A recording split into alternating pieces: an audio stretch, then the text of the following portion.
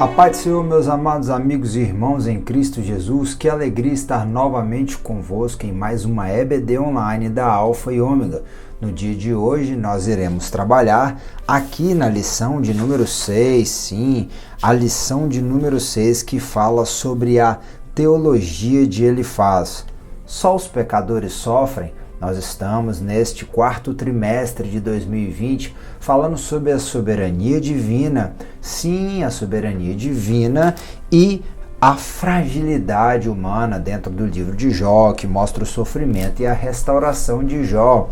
O pastor José Gonçalves é o comentarista da revista neste trimestre e ele traz uma reflexão acerca de um pensamento comum naquela época, pensamento que um homem que veio de Temã, um homem sábio, ele vem trazer a reflexão de um pensamento daquela época, daquele povo, daquela região, mas ele tenta impor este pensamento. Triste é que esse pensamento não é muito diferente de algumas formas de pensar nos nossos dias. Muito diferente não é da teologia da prosperidade, que infelizmente está impregnada em nosso meio. Sim, nós vamos falar hoje sobre a teologia de Elifaz, ou a forma de pensar de Elifaz, ou como Elifaz achava que deveria ser o homem diante de Deus e como Deus agia com o homem, né? Se você gosta deste assunto, se a escola bíblica online da Alfa e Ômega está lhe ajudando de alguma forma, já deixa aí o seu curtir, aproveita, compartilha em todos os seus grupos, lá nas suas redes sociais, para que outras vidas também possam ser edificadas pela palavra de Deus. Vamos então para a leitura bíblica. A leitura bíblica nos traz um texto áureo, primeiramente em Jó, capítulo de número 4. Nós chegamos desde o capítulo de número 1, onde nós vemos a figura de Jó, um homem reto, justo, íntegro, que se afastava do mal, um homem real, que viveu numa localidade real, que perdeu seus bens, que perdeu seus filhos, que perdeu sua saúde e que agora ele começa a falar diante de seus amigos que ficaram 7 dias em silêncio, se condoendo. E diante do discurso de Jó, vem ali algo que deveria sair como um consolo, pois eles se propuseram a isso, seus amigos vieram de longe e se proporam a consolar a Jó. Mas em meio ao consolo, nós vamos ver palavras que machucam, palavras que afligem, e infelizmente é assim que muitas das vezes acontece até mesmo conosco. E o pior, é assim que muitas das vezes nós mesmos fazemos. Nós temos que tomar cuidado para não dar lugar ao diabo, para que não venhamos a ser um canal de desesperança, um açoite para quem já está aflito e angustiado no dia da dificuldade. Mas da nossa boca, como diz Tiago, sair apenas uma fonte de água que venha consolar e saciar a sede daquele que está sedento. Sim, o texto áureo diz em Jó, capítulo de número 4, versículos 7 e 8. Lembra-te agora qual é o nascente que jamais pereceu, e onde foram os sinceros destruídos. Segundo eu tenho visto, os que lavram iniquidade e semeiam o mal, cegam isso mesmo. A verdade prática diz que, embora transcendente, Deus tem prazer em se relacionar com o homem. Todo homem que faz bem só vai colher o bem? E todo homem que faz mal só vai colher o mal? Claro que não. O que plantar o mal, colherá o mal. O que plantar o bem, colherá o bem. Mas tem horas que o bom e justo também colhe o mal. E tem horas que acontecem boas coisas para aqueles que não são tão bons assim, e nós vamos ver um pouco sobre isso. A leitura bíblica em classe está em Jó, capítulo de número 4, capítulo de número 15 e capítulo de número 22. São as partes em que Elifaz se apresenta e Jó também, ali na sequência dos textos, vai dialogar com o seu amigo. Vamos lá, acompanhe aí comigo, vai aparecer na sua tela, mas como eu tenho sempre dito e não canso de repetir, tenha contigo um exemplar da Bíblia Sagrada para que você possa também acompanhar. Tem na revista, tem na sua tela, então acompanhe aí comigo. Então respondeu Elifaz o temanita e disse: se intentarmos falar-te, enfadar-te-á, mas quem poderia conter as palavras? Eis que ensinastes a muitos e tem fortalecido as mãos fracas. Nós vamos entrar um pouco nesse assunto como um adendo para agregar no conteúdo, na pesquisa dos irmãos. As tuas palavras firmaram os que tropeçavam e os joelhos desfalecentes tens fortalecido. Mas agora que se trata de ti, te enfadas, e tocando-te a ti, te perturbas. Porventura não é o teu temor de Deus a tua confiança e a tua esperança, integridade dos teus caminhos? Lembra-te agora qual é o inocente que jamais pereceu. E onde foram os sinceros destruídos? Segundo eu tenho visto, os que lavram iniquidade e semeiam mal, cegam o mesmo. Jó 4, 1-8, ainda o 15, de 1-4 diz. Então respondeu Elifaz o temanita e disse: porventura proferirá o sábio vã sabedoria e encherá de vento oriental o seu ventre? Arguindo com palavras que de nada servem e com razões de que nada se aproveita? E tu tens feito vão o temor e diminuís os rogos diante de Deus. Ainda Elifaz vai falar lá em Jó 22, de 1-5. Então respondeu Elifaz o temanita, dizendo: porventura será o homem de algum proveito para Deus? Antes a si mesmo o prudente será proveitoso. Ou tem o Todo-Poderoso prazer em que tu sejas justos, ou algum lucro em que tu faças perfeitos os teus caminhos? Ou te repreende pelo temor que tem de ti, ou entra contigo em juízo? O que ele faz? Porventura não é grande a tua malícia e sem termo as tuas iniquidades? Ó Jó, Elifaz está falando que Jó estava numa condição de pecado e que para ele não tinha jeito. Ele tinha que reconhecer o seu erro, abandonar o seu pecado e pedir perdão a Deus. Nós vamos ver que conforme a cultura judaica, conforme a cultura do Oriente Antigo, os homens se apresentavam de forma cordial, como está desde o tópico de número 1 ali, ele faz se apresentando e ele exalta Jó. Ele reconhece a Jó. E vale a pena nós reforçarmos este homem que em meio ao sofrimento, ele tinha boas características e ele tinha uma história. Nós precisamos lembrar que nós recebemos a benignidade do Senhor. Eu sempre perguntei para Deus qual era a diferença no fruto do Espírito entre bondade e benignidade. Um dia, ouvindo o pastor Gesiel Gomes, ele trouxe uma explanação tão simples, mas tão profunda acerca desse assunto, que alegrou muito o meu coração. Ele disse que a bondade é aquela bondade que se faz através de atos, e a benignidade é aquela bondade que se faz através de palavras, de modo que nós temos que ter sempre palavras que venham poder ajudar as outras pessoas, fortalecer as outras pessoas. E ele está reconhecendo isso. Os versículos e os capítulos anteriores não deixam tantos segredos acerca dos detalhes de como que Jó influenciava as pessoas. Só diz que ele era o maior do Oriente, que todas as pessoas os procuravam, mas há algumas palavras aqui no hebraico que estão relacionados a esses primeiros versículos, o 3, que diz que ensinastes a muito. O termo ensinaste aqui é iacá, que está relacionado à pessoa que também disciplina, instruir e admoestar. Admoestar é chamar a atenção, é dizer quando não está fazendo certo. Sim, instruir é mostrar como deve ser feito. Disciplina é inculcar regras, é mostrar como deve ser feito e estimular a continuidade, a disciplina e também castigar. Olha só, a Bíblia diz que o Senhor, ele corrige aquele que ele ama e que o pai, ele usa da vara para livrar o filho do inferno, de modo que assim Jó era um ensinador, um instrutor, e ele até mesmo corrigia, castigava, a fim de que todo o seu ensino é o texto, é a palavra que é usada aqui por Elifaz para definir quem era esse homem que atuava a fim de promover o crescimento dos outros, esse homem que fortalecia. Olha lá comigo o versículo de número 3 ainda, diz que tens fortalecido as mãos fracas. Quando a Bíblia fala sobre mãos, ela vai falar sobre obras, vai falar sobre ações, sobre atitudes, sobre a forma de fazer algo, simbolicamente falando, olha lá, ensinava mãos fracas, né, a se fortalecerem, a prevalecer, a se endurecer, ou seja, se tornar robusto, se tornar forte, a se tornar corajoso, né? As pessoas em suas ações serem firmes, resolutas e persistentes, ou seja, a permanecerem seguras e convictas daquilo que elas estavam fazendo, a também restaurar a força, estimulando aqueles que já estavam desanimados de fazer, e em especial fazer o certo.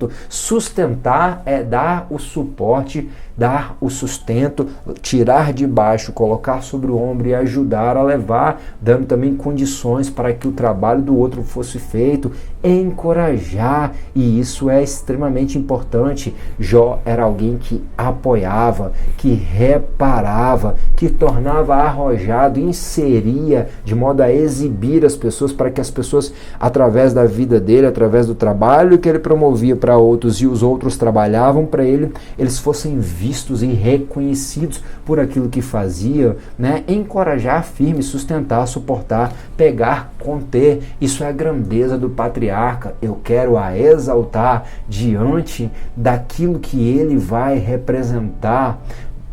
Ele faz, o reconhece. Sim, todos o reconheciam, mas agora nós vamos ver que muitas das vezes, mesmo tendo uma história, mesmo sendo reconhecido, mesmo fazendo grandiosas coisas, quando nós vacilamos ou quando nós erramos, ou até mesmo quando passamos por momentos difíceis, parece que aquilo que nós conhecemos hoje como a teologia da prosperidade vem como que arrebentando mais forte, até mesmo os corações mais convictos daquele que nos amam, e eles não lembram disso e tendem a achar, tá nessa situação, deve ser porque está em pecado, deve ser porque errou. Ainda tem lá a palavra, ele erguia. O que é erguer? Levantar, colocar de pé, ajudar a pessoa a permanecer de pé, né? Para quê? Para tornar a outra pessoa poderoso, né? Para fazer a pessoa entrar em cena, para que ela venha atuar, né? A formar alguém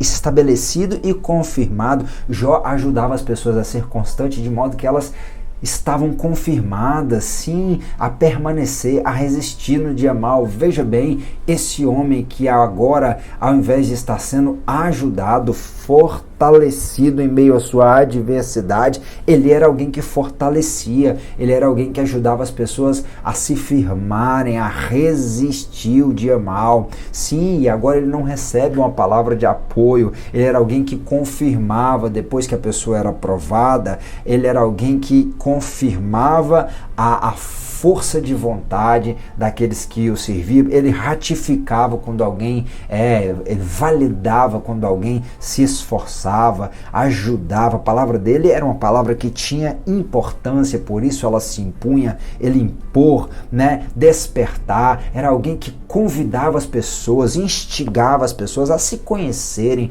a buscarem o seu melhor. Ele provocava as pessoas a sair da comunidade, ele despertava nas pessoas o desejo de ir além, romper os limites no sentido de crescer, de prosperar e tornar obrigatório. Me lembra de leis. Ele ajudava as pessoas a se enquadrarem dentro dos padrões de um Deus que ele sempre buscava, padrões de um Deus que ele sempre adorava, padrões de um Deus a qual ele se dobrava e oferecia sacrifício até pelos seus filhos.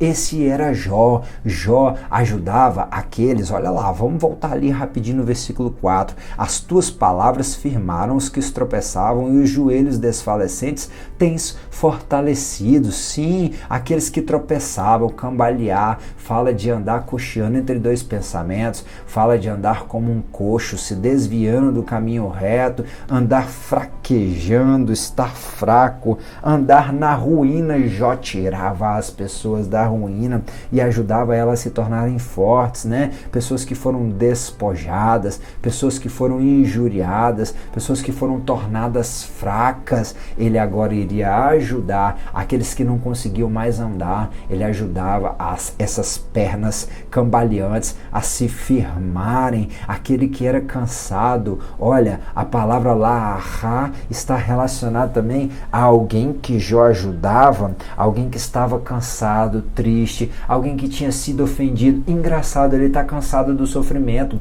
ele está cansado das aflições físicas, ele está cansado das angústias por ter perdido os seus bens e os seus familiares, sim, os seus filhos, mas ele não recebe esse consolo, mas ele muitas das vezes fez isso. E o próprio Elifaz está usando essa palavra para reconhecer que ele fez isso, e ainda que ele venha a reconhecer, mesmo assim, ele vem com algumas acusações. Para que você está me falando isso, Diego? Para que você seja sóbrio e que você lembre-se que você tem de ajudar, que você tem de amar, que você tem de consolar, que você tem de confortar, que você tem de suportar, dar o suporte, fortalecer, ajudar as pernas vacilantes, mas que você não pode exigir isso de ninguém. E quando as pessoas não fizerem isso por você, você deve se lançar nas mãos do Senhor. E pior ainda, como fizeram os amigos de Jó, quando vierem te acusar, mesmo depois de você ter feito tantas coisas boas, você venha ainda mais voltar-se para o Senhor teu Deus, buscando melhorar o teu relacionamento com Ele, porque de fato é só Ele que pode nos ajudar. Jó era aquele que ajudavam até mesmo os que estavam impacientes. Ele era alguém que tinha e buscava um relacionamento com os homens, mas também ajudando esses homens, mas também ele era alguém que buscava um relacionamento com Deus. Para Jó, Deus não estava longe. Para Jó, Deus era alguém que ele podia e queria cada vez mais conversar, falar e ouvir. Ele não estava esperando, como o nosso próprio comentarista vai falar um pouco mais à frente na lição, ele não estava esperando em teologias, raciocínios, pensamentos, resoluções humanas. Ele queria ouvir a voz de Deus, mas isso para Elifaz talvez fosse algo difícil de entender. A cultura da onde ele vinha. Elifaz vem de Temã, a terra que era considerada a terra de sábios. Ele era um homem que era considerado um homem sábio, um ancião, e por ser um ancião, alguém que passou por muitas coisas na vida e aprendeu com essas coisas. Ele era alguém que trazia sobre si a sabedoria de uma época, de um povo, de uma localidade, que reconhecia, e Jó também conhecia e reconhecia essa sabedoria de que Deus faz bem para aqueles que são bons, para aqueles que agem de forma correta. O problema não está aí, o problema é nós encerrarmos o pensamento só nisso e esquecermos que Deus faz como quer, que é soberano e ele age na sua multiforme graça. Bem, a Bíblia vai dizer que o Senhor ama aqueles que cedo o buscam, e aqueles que cedo o buscam o acharão.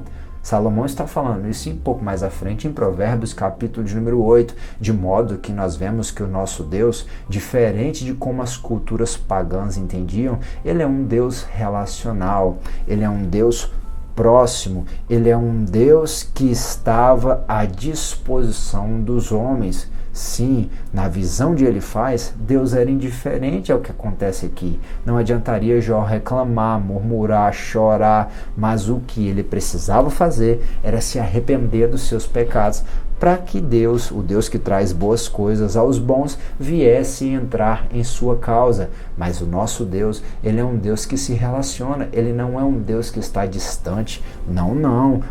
Existe um grande problema, e o nosso comentarista, o pastor José Gonçalves, coloca aqui de uma forma bem sábia, que é muito triste, muito preocupante e causa sérias consequências quando nós tomamos, ou quando as pessoas tomam, tanto conosco quanto com os outros, pensamentos e chegam a conclusões precipitadas. Quando alguém julga precipitadamente, acaba muitas das vezes incorrendo em injustiças. Mas olha bem, a gente precisa, e é importante, o próprio texto do capítulo de número 4 vai mostrar também algumas outras coisas que influenciavam o pensamento de Elifaz, de modo a ele chegar a ser precipitado. Não era só aquela teologia comum, não. O comentarista da revista não coloca, mas eu trouxe um texto aqui, eu gostaria que você me acompanhasse. Olha lá, é Jó 4 ainda, o versículo 13 ao 18.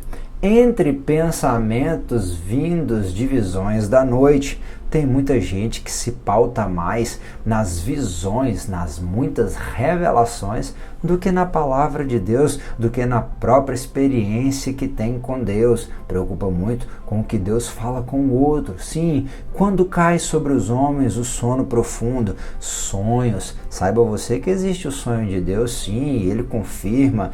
Daniel teve sonhos da parte do Senhor, José também, e eles se confirmaram, mas também tem sonhos que vêm da parte do maligno, e o próprio Deus às vezes permite para que nós venhamos a saber os propósitos dele contra nós, para que nós venhamos assim repreender, orar e principalmente vigiar. Mas também tem sonhos da nossa alma, nossos sonhos, nossos sentimentos, nossas aflições, nossa saudade e até mesmo o sonho da barriga cheia. Tem todo tipo de sonho, o que vem de Deus, o do maligno e o sonho do homem. Sim, e ele estava pautado também nessas visões que ele tem quando o homem está num sonho profundo. Olha lá, sobrevieram-me o espanto e o tremor, e todos os meus ossos estremeceram. Tem gente que, se você conta a história da cruz, ele não consegue estremecer, ele não geme por dentro, sua alma não se comove, não consegue se colocar naquele lugar, o lugar que o Senhor Jesus se colocou para nos salvar. Ele não consegue estremecer, calafrios não vêm, mas se contar um sonho, uma revelação, passou um anjo que, tem gente que arrepia até os cabelos do careca. Tem sim, fez-me arrepiar os cabelos da minha carne. Parou ele, porém não conhecia sua afeição. Um vulto estava diante dos meus olhos. Houve silêncio e ouvi uma voz que dizia: peraí, como um espírito, um vulto que passava diante dele e estava falando com ele e dando voz e dando ideia para ele. Triste é vulto, espíritos. Algumas outras traduções vai falar de espíritos das sombras. Olha que coisa terrível. E ele não conseguiu reconhecer o nosso Deus. Ele não é um Deus de confusão, não. Ele se faz conhecer. Aquilo que vem do Senhor nos traz paz. E esse espírito o incomodou e houve uma voz, e o silêncio, uma voz que dizia: seria porventura o homem mais justo do que Deus? Já estava, talvez, eu creio, um espírito maligno incitando a linha de raciocínio de ele faz, e isso é perigosíssimo. Seria porventura o homem mais puro do que o seu Criador?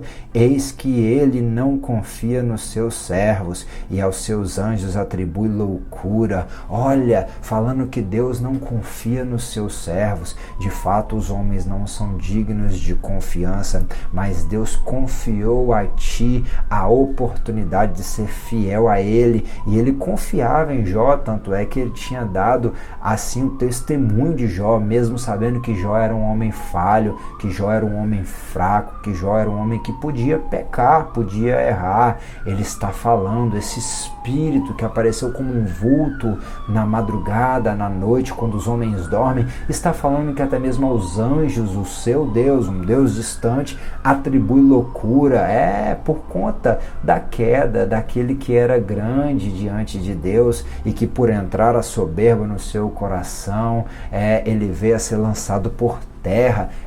Mas aqueles que estão diante de Deus até hoje, eles continuam dizendo: santo, santo, santo, santo, santo. Esse espírito estava influenciando, ele faz. É importante colocar isso aqui. Muitas das vezes hoje, na teologia da prosperidade, nós vemos pessoas caindo e rindo, não influenciada pelo espírito, um espírito do riso, um espírito da queda. Eu creio que as pessoas caem impactadas pela glória de Deus. Eu creio que as pessoas caem por estarem possuídas, mas levantam libertas pelo poder que há no nome e no sangue de Jesus. Sim, existem muitas coisas que acontecem no reino espiritual, mas existem também muito sensacionalismo que veio tentar distorcer as coisas. Nós somos pentecostais, eu acredito no mover do Espírito Santo, mas hoje nós estamos impregnados de muitos movimentos que ficaram famosos, né? Desde que veio se difundindo cada vez mais essa teologia no Ocidente nos últimos tempos. Nós precisamos ficar atentos. Esses foram influenciados por espíritos que não dá para saber muito bem de onde vem, assim como também o próprio Elifaz diz que ouviu uma voz, e essa voz, por certo, possa ter influenciado a sua linha de raciocínio. Mas Jó, ele vai permanecer crendo em Deus, permanecer se lançando diante de Deus. Ele não atribui a seu pecado, digamos assim, a causa de ele estar naquela situação, mas ele atribui a soberania de Deus, e que Deus faz como ele quer. Olha o capítulo de número 7, o que diz: que é o homem para que tanto o engrandeças e ponha nele o teu coração, e a cada manhã visites e a cada momento o proves? Até quando não apartarás de mim, nem me largarás até que engula a minha saliva? Ele está chamando Deus para perto, ele está suplicando Deus que lembre da angústia e da aflição dele. Sim, ele crê que Deus é soberano e está diante de Deus, o único que pode o ajudar, clamando e pedindo por misericórdia e falando: se pequei, que te farei, ó guarda dos homens? Por que fizeste de mim um alvo para ti, para que a mim mesmo me seja pesado? Por que não me perdoas a minha transgressão e não me tiras a minha iniquidade? Porque agora me deitarei no pó, e de madrugada me buscará e não existirei. Mas ele está suplicando até mesmo para que pelas madrugadas ele possa não existir, e assim venha se extinguir o seu sofrimento. Ele vai clamar a Deus que venha o perdoar, ele vai clamar a Deus que possa permitir que se passe aquela angústia, aquela dificuldade. Jó sabe que a questão dele é espiritual e que a vida dele está nas mãos de Deus, mas ainda assim ele está sofrendo, ele está angustiado, ele está aflito, ele perdeu grandes valores e agora se esvai até mesmo a sua confiança no que ele era, porque o seu amigo vem o acusar, e isso é terrível. Nós vamos ver que Jó se queixa, ele se defende, mas é que ele quer puxar Deus para perto, ele quer clamar aquele que pode o ajudar. Quando nós entramos no contexto do tópico de número 2, nós vamos ver que o comentarista ele vai falar sobre uma ortodoxia engessada e explica um pouco mais essa visão de Elifaz, a visão de Elifaz que é fechada só naquele argumento, né? Ela é fechada naquele argumento de que o justo não sofre, de que o homem bom não vai sofrer. Assim também era a teologia da prosperidade. O crente não sofre, o crente não fica doente, o crente não perde os seus bens, não fica pobre. Não, como se o homem de Deus nunca pudesse passar por essas aflições. E se passasse é porque estava em pecado, é porque estava acontecendo alguma coisa. Bem, a defesa de Jó, que atribuía seu sofrimento à soberania de Deus, acaba por se tornar uma ameaça àquela forma de pensar que não era só de Elifaz, mas de todo um contexto, de toda uma localidade, de uma época também. Mas o Senhor Jesus, no capítulo de número 5,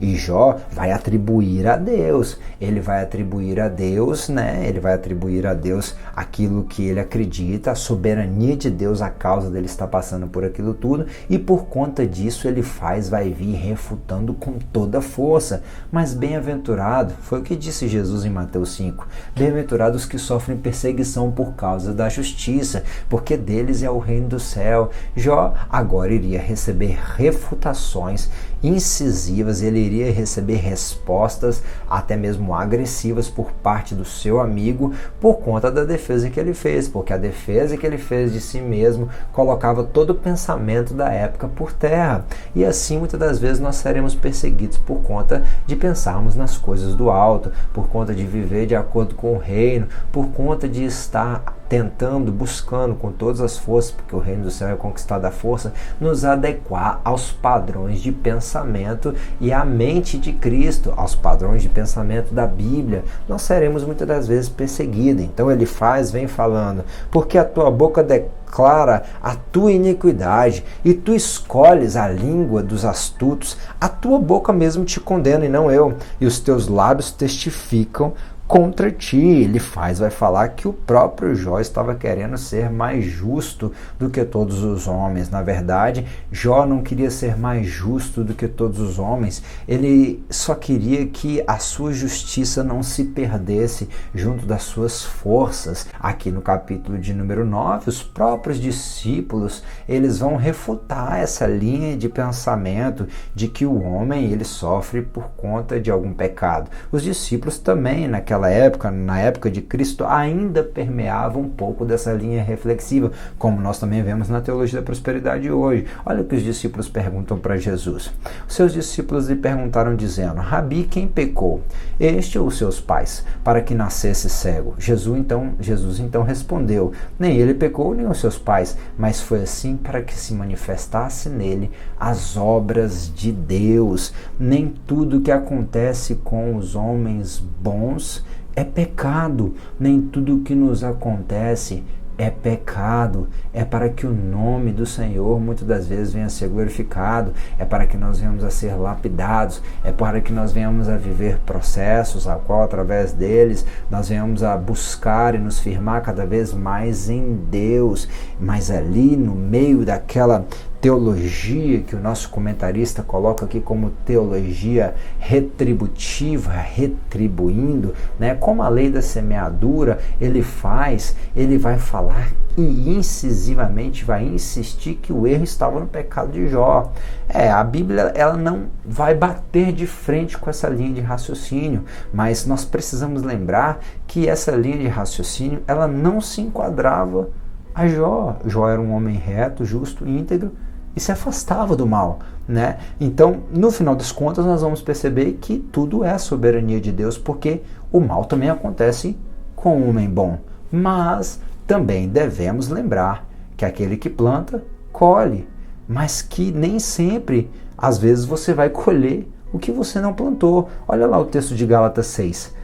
Não erreis, Deus não se deixa escarnecer, porque tudo que um homem semear, isto também ceifará, porque o que semeia na sua carne da carne ceifará corrupção, mas o que semeia do Espírito ceifará vida eterna. Ainda 1 Pedro 3,12 vai dizer: os olhos do Senhor estão sobre os justos e os seus ouvidos atentos às suas orações, mas o rosto do Senhor é contra os que fazem o mal. Sim, ainda no Salmo 1 vai falar que bem-aventurado o homem que não anda segundo o conselho dos ímpios, nem se detém na roda dos escarnecedores. Você conhece esse texto? Antes o prazer dele na lei do Senhor, medita nela de dia e de noite. Será como uma árvore plantada junto aos ribeiros das águas, a qual o seu fruto se dará no seu tempo, e as suas folhas não cairão, e tudo quanto fizer prosperará. Mas os ímpios não são assim, não, porque são como a moinha, o vento espalha, vem e espalha. Por isso os ímpios não subsistirão no juízo, nem os pecadores na congregação dos justos, porque o Senhor conhece o caminho do justo,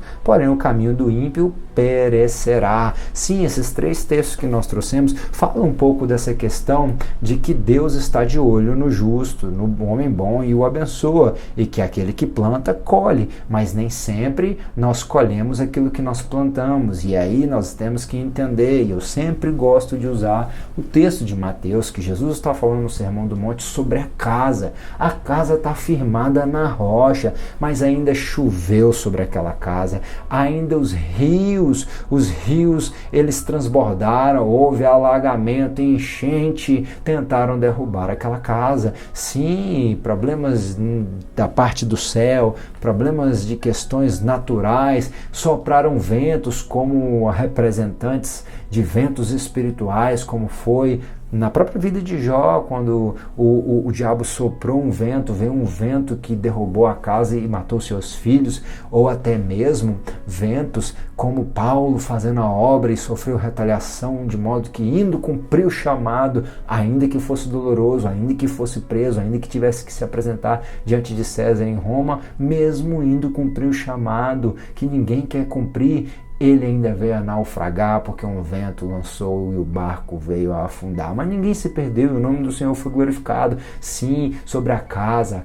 que está sobre a rocha, mesmo você estando firmado em Cristo, também vai chover, também vai soprar vento, também vai ter alagamentos, questões naturais, questões espirituais, provações da parte do próprio Deus, e ainda bateram contra a casa. Só bate quem está perto, assim como o amigo de Jó estava contra ele, provando a ele, sendo um instrumento de provação, mas a casa estava firme na rocha e não veio a sucumbir. Nós temos que lembrar que sim, coisas ruins também acontecem para todos que estão debaixo do sol, sejam bons ou sejam maus, e o Senhor nos prova, e assim estava provando a Jó para ser aprovado, para ser ainda aperfeiçoado, para que Jó tivesse ainda mais intimidade com Deus. Mas ainda assim, ainda que os mesmos nossos amigos, familiares, irmãos em Cristo nos acusem, mesmo que a sociedade nos acusem, nós temos um advogado.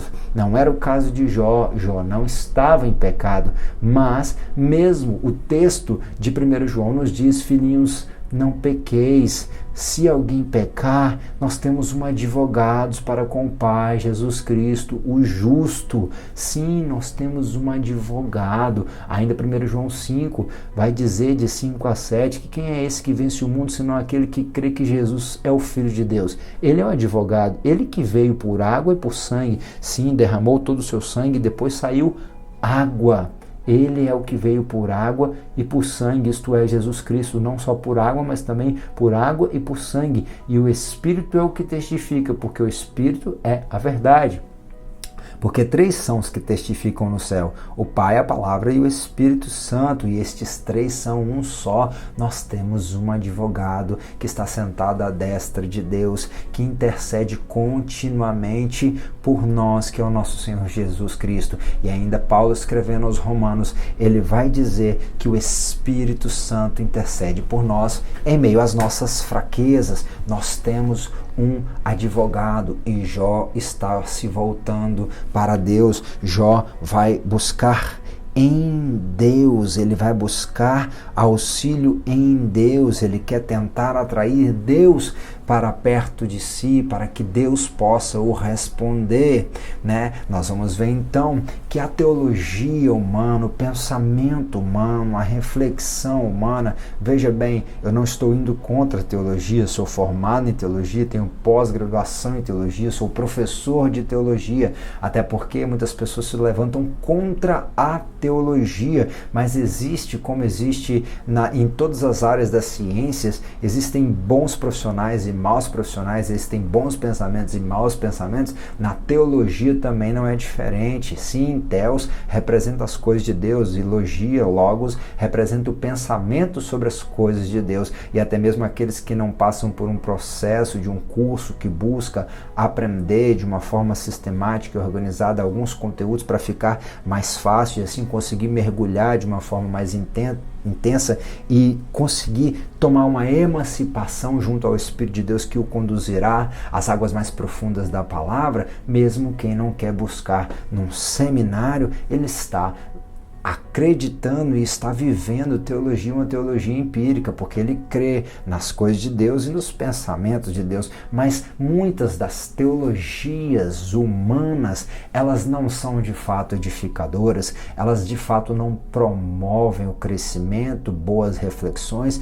e aquilo que vai trazer saúde para o espírito, para a alma ou até mesmo para o corpo. Não, muitas das reflexões acerca de Deus, acerca das coisas de Deus e de como Deus lida lida com o homem, até mesmo acerca da palavra de Deus. Lembremos que a maioria das heresias saíram da própria Bíblia Sagrada. Então, muitas das vezes o problema não está na teologia, mas está em como que os homens lidam com o conhecimento de Deus, né? E nós vamos ver que a teologia que é representada por homens na face da terra, seja ela de qualquer linha que for, ainda que ela busque conhecer a amplitude de Deus, ela nunca vai chegar a compreender Deus em toda a sua totalidade. Ela nunca vai chegar conseguir limitar Deus dentro de uma caixinha, dentro de padrões. Sim, nós não podemos limitar o Senhor. Não há somente uma forma de trabalhar, uma forma de pensar. Não, Deus ele é multiforme graça. É o que está escrito lá em 1 Pedro 4,10. Sim, está escrito, olha, cada um administre aos outros o dom como o recebeu, como bons despenseiros da multiforme graça de Deus. Deus atua com sua graça de formas diferentes, para que agora pela igreja a multiforme sabedoria de Deus seja conhecida dos principados e dos potestades nos céus. Nós até mesmo fazemos a multiforme sabedoria e a multiforme graça de Deus, como ele atua, como ele ensina aos homens, ser conhecidos. De modo que Deus não se importa com resoluções humanas, com fantasias, loucuras, com falsas teologias, com as quimeras, como está aqui na revista, né? Que são essas devaneios, essas utopias, né? Que estão relacionados ao que dizem ser o pensamento de Deus, ao que dizem ser uma teologia, porque Deus age com cada um de uma forma diferente e ele continua sendo multiforme graça. Mas o que nós vamos fazer? Nós vamos nos contender contra Deus, né? Ele está insistindo que Jó está em pecado e por isso ele deveria se converter, ele deveria se arrepender, né? Mas o homem, muitas das vezes, ele incorre no erro por achar que só ele é quem está certo, né? E muitas das vezes ele não compreende a amplitude da atuação de Deus e acaba por se levantar contra Deus.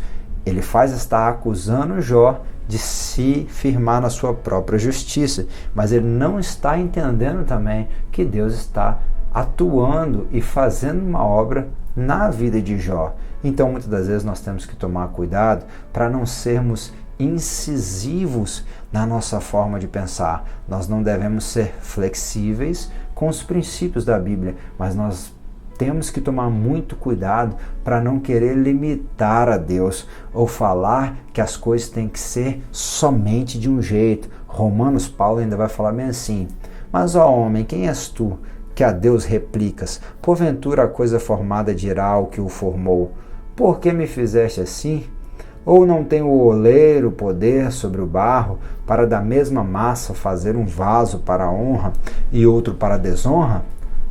Paulo está lembrando que, na verdade, nós não temos tanta autoridade assim como nós achamos e que tudo continua nas mãos do nosso Deus. Isso é muito importante lembrar. Ele faz, então, agora ele vai apelar para a grandeza de Deus. A teologia pagã, sim, a cultura pagã, eles reconheciam a grandeza de Deus, mas achavam que Deus, geralmente um Deus vingativo, que quando não era agradado se irava contra os seus aparentes servos, súditos. Ele estava distante, não se preocupando com as necessidades dos homens, mas sempre que os homens não atendiam seus caprichos, eles vinham com sua ira e os homens precisavam buscar, fazer algo para poder aplacar a ira e assim se verem livres da ira condenatória dos seus deuses. Era um pouco da reflexão de Elifaz, era um pouco da reflexão de todas as culturas pagãs que, mesmo que reconheçam a grandeza de seus deuses, imaginam-os como um Deus distante. Mas o nosso Deus, ele não é um Deus distante, não. O nosso Deus, ele não é um Deus que é um Deus que nós não conhecemos. Jó aqui, ele é acusado por não conhecer a Deus, por não conseguir ter uma intimidade com Deus, mas nós conhecemos a Deus.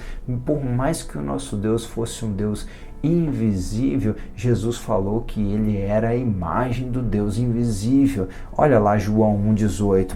Deus nunca foi visto por alguém, mas o Filho unigênito que está no seu Pai, esse o revelou a nós. O Pai foi revelado por intermédio do Filho.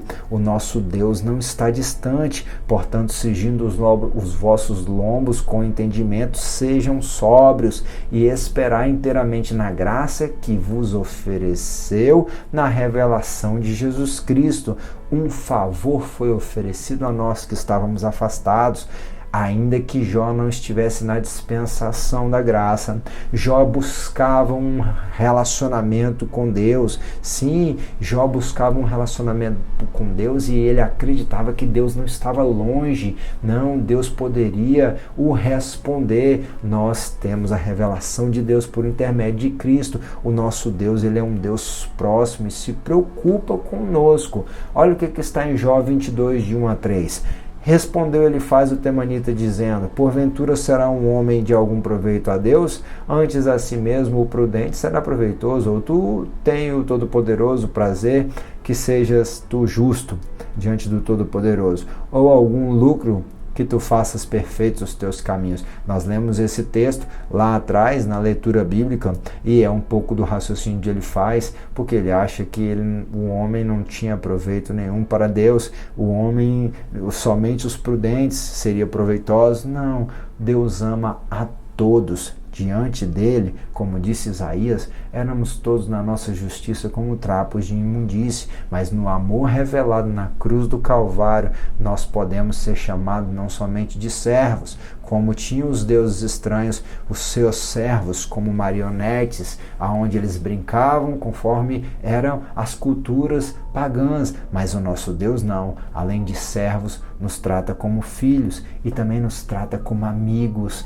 Esses são os que me amam. Sim, nós amamos ao Senhor, nós guardamos a sua palavra e buscamos ser obediente a ela e assim buscamos melhorar o nosso relacionamento. Jó buscava ser um homem e Deus deu testemunho dele, porque ele era reto, ele era íntegro, ele era justo. Ele se afastava de todo mal, ele era alguém que buscava obedecer e viver de acordo com Deus, e isso, as acusações de Elifaz só fizeram com que ele se voltasse ainda mais para Deus e suplicasse a Deus que viesse a trazer uma resposta, que viesse a trazer uma solução, um perdão para os seus pecados e até mesmo para as suas angústias, as suas dores. Ao contrário do que pensava Elifaz, o nosso Deus, ele não é um Deus distante, ele não é um Deus ausente, ele não é um Deus que não se preocupa com os homens. Pelo contrário, nosso comentarista ainda diz que por mais que Deus fosse um Deus tão grande, Jó estava consciente disso, que esse Deus, ele era muito grande, ele também caminha com os homens, conforme diz o capítulo de número 23, o versículo de número 10 nos lembra disso. Sim, Jó sabia que Deus iria passar com ele naquele processo e que naquele processo de lapidação ele iria se tornar melhor. Sim, nós precisamos entender que muitas das vezes nós passamos por processos e esses processos Deus permite para que nós venhamos a nos parecer mais com ele, para que nós venhamos a nos tornar aquilo que ele planejou desde a eternidade, e ele não permite que passamos sozinhos pelo vale da sombra da morte ou por qualquer outro tipo de processo. Não, ele passa conosco. É lindo porque Zacarias ainda diz que o Senhor nos provaria pelas fornalhas da aflição. O texto de Jó 23, 10 diz que, porém ele sabe o meu caminho, provando-me ele, sairei como ouro. Sim, no fogo, o ouro, ele tirava as impurezas e ficava cada vez mais refinado, ficava cada vez mais valioso, ficava cada vez mais limpo e ficava cada vez mais brilhante, refletindo a face daquele que estava trabalhando sobre ele. Era como uma aliança. Sim, nós temos uma aliança com o nosso Deus e Jó sabia disso. Ele sairá como o ouro que fica mais limpo, mais valioso e mais brilhante, mostrando a face de quem está trabalhando nele. O ourives é o Senhor e ele está trabalhando em mim e em ti, para que nós, em meio às provações e às aflições, no meio desse caminho, das muitas situações em que nós vivemos, nós venhamos a sair como o ouro, porque o nosso Deus, ele é um Deus que está sempre conosco. Jeremias 29:11 diz: eu bem sei os pensamentos que eu tenho a vosso respeito, diz o Senhor, pensamentos de paz e não de mal, para vos dar o fim que esperais. Independente do que nós venhamos a viver nessa terra, a promessa é certa, que se com ele sofremos, também com ele venceremos, e haverá paz no vale, para mim, eu sei. Há uma promessa de pensamentos de paz eterna que desfrutaremos ao lado dele. Mas enquanto nós estivermos aqui nesse presente século, Jesus ainda nos garantiu em Mateus 28:20, depois de dar instruções para que os discípulos fizessem novos discípulos, sim, pregassem o evangelho, operassem curas, milagres, ensinando a guardar todas as coisas que eu vos tenho mandado. Eis que eu estou convosco até a consumação dos séculos. De modo que, contrário ao que ele faz pensava, o nosso Deus está sempre conosco, o Senhor Jesus está sempre conosco, o Espírito Santo de Deus está sempre conosco. E ainda que fosse um outro tempo, Jó sabia que Deus estava sempre com ele e que a vida dele estava nas mãos do Senhor, que é soberano. A conclusão, o pastor José vai dizer que nós estudamos o pensamento teológico, as reflexões, a forma de pensar de Elifaz, um dos amigos de Jó. Para ele, só os maus sofriam os infortúnios da vida. Ele estava convencido de que, ao se negar a reconhecer de que estava em pecado, Jó depunha contra a religião tradicional que sempre associou as desgraças ao cometimento de algum pecado. Para ele, Jó estava abandonado por Deus e isso era uma prova irrefutável de que havia pecado. Jó o contrapôs e defendeu sua integridade e comunhão diante de Deus. Sim, os justos também sofrem, bem como os maus. Deus abençoa aqueles que Ele quer, do jeito que Ele quer, na hora que Ele quer. Ele faz com quem Ele quer, do jeito que Ele quer, porque Ele é soberano e é poderoso. E todas as coisas cooperam para o bem daqueles que amam a Ele. Todas as coisas irão acontecer conforme os seus propósitos e os seus desígnios. E o que Ele decidir não vai cair por terra. Sim, o nosso Deus, Ele é um Deus vivo e cumprirá todos os seus propósitos. Que Ele venha cumprir todos os seus propósitos na minha e na sua vida.